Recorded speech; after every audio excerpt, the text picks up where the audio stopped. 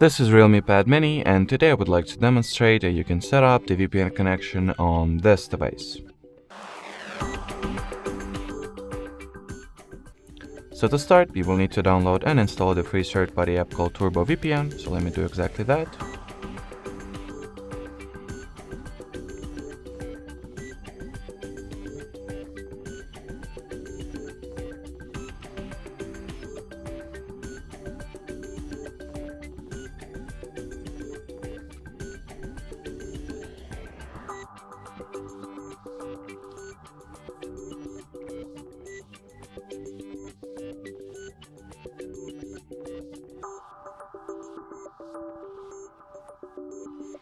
Once the app is ready, you can obviously go ahead and launch it. In here, tap at the green continue button. Then you will need to skip the ad that follows. And finally, in order to set up the VPN connection, simply tap at this magic caret button over here. Then accept or confirm the connection request.